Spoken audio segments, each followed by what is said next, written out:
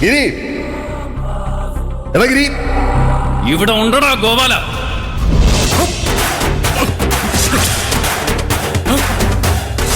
Daddy,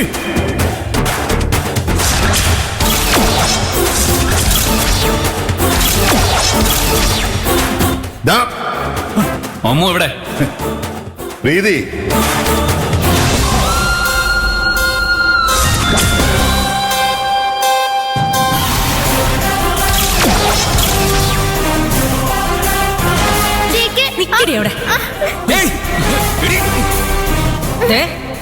അടങ്ങി നിന്നില്ലെങ്കിൽ ഇവളെ തീർക്കും ഞാൻ. അവനെ കൊന്നാലും എനിക്ക് പുല്ല.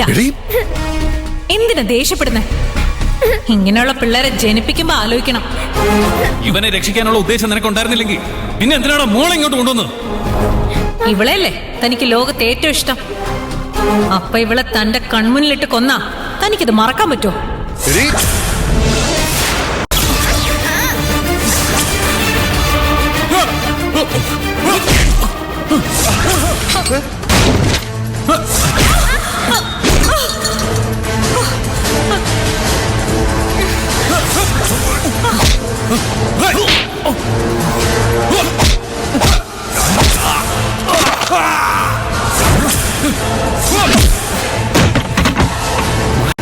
ഒക്കൊന്നും പറ്റിയില്ലല്ലോ. ഇല്ല.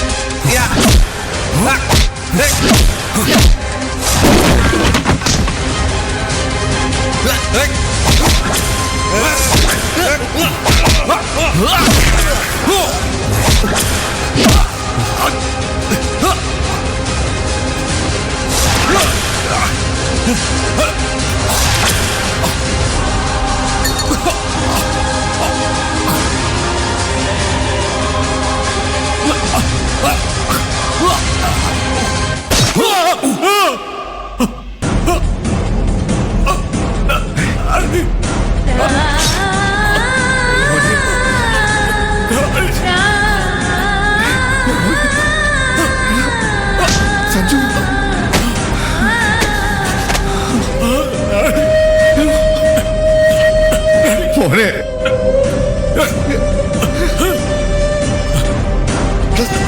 സഞ്ജു, മോനെ, മോനെ, സഞ്ജു,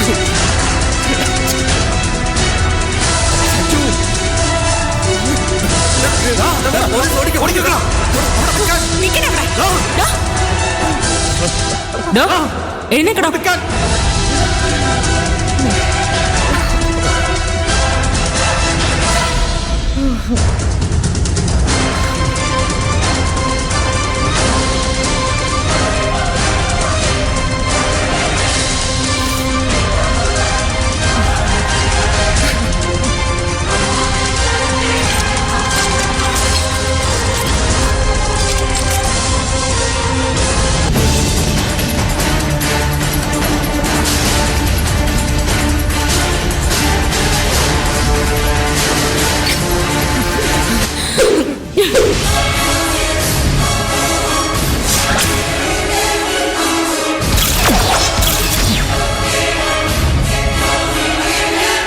പ്രീതി, തോക്ക് താഴെയിട. നിന്റെ എല്ലാ കളികളും അവസാനിച്ചു കഴിഞ്ഞു. വെറുതെ കൂടുതൽ ശിക്ഷ കിട്ടുന്ന കുറ്റങ്ങൾ ചെയ്യണ്ട. അതിന് ഞാൻ ജയിലിൽ പോകുന്ന ആര് പറഞ്ഞു?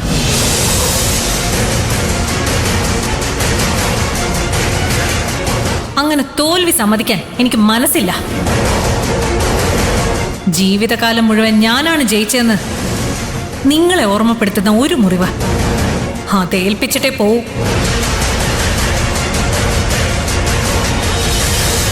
അതിനെന്താ ചെയ്യണ്ടേന്ന് എനിക്ക് നന്നായിട്ടറിയാം.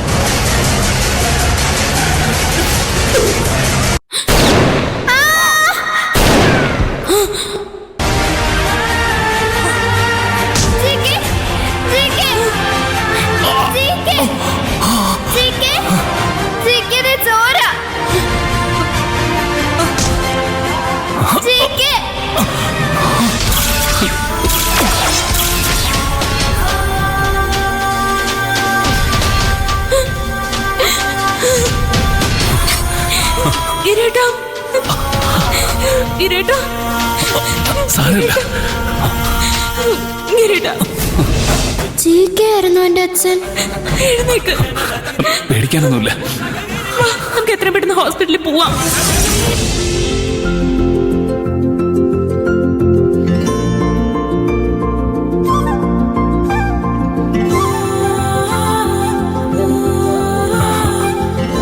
ഹലോ, കുറെ നേരം ആയല്ലോ ഉറങ്ങാൻ തുടങ്ങിയിട്ട്.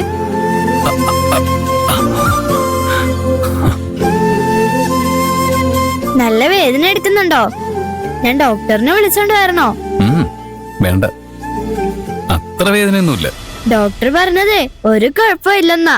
വേഗം വീട്ടിലേക്ക് പോവാം. ആണോ?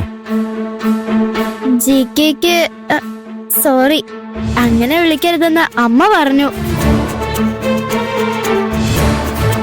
അച്ഛന് ആപ്പിള് വേണോ?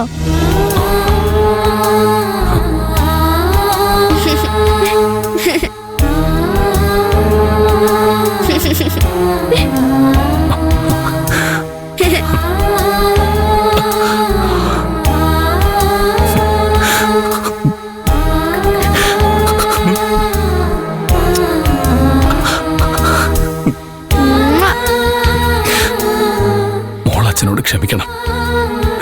മോളോട് അച്ഛൻ ഒരിക്കലും നുണ പറയാൻ പാടില്ലായിരുന്നു.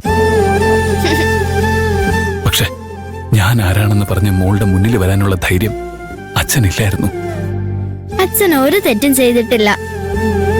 അല്ല മോളെ, എന്റെ തെറ്റുകൊണ്ടാ ഇത്രയും കാലം എനിക്ക് നിന്നെ കാണാൻ പോലും പറ്റാത്തത്. അല്ല, കുഞ്ഞമ്മ പറഞ്ഞല്ലോ അച്ഛനെ അമ്മയും തെറ്റിച്ചത് ആ പ്രീതിയാണെന്ന്.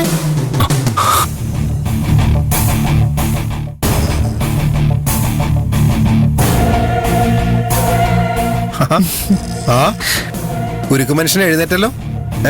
കുറച്ചേരം മുമ്പ് വന്നിരുന്നെങ്കിൽ ഈ ഉരുക്കു മനുഷ്യൻ കരയുന്നത് കാണാമായിരുന്നു. അമ്മൂസേ, നമുക്ക് പുറത്തുനിന്ന് പോയി കറങ്ങിയിട്ടൊക്കെ വരാം. അച്ഛനമ്മയ്ക്ക് കുറെ സംസാരിക്കാനൊക്കെ ഉണ്ടാവും. ഓക്കേ. വാ. അച്ഛാ, ഞാൻ വേഗം വരാട്ടോ. ബൈ. ബൈ.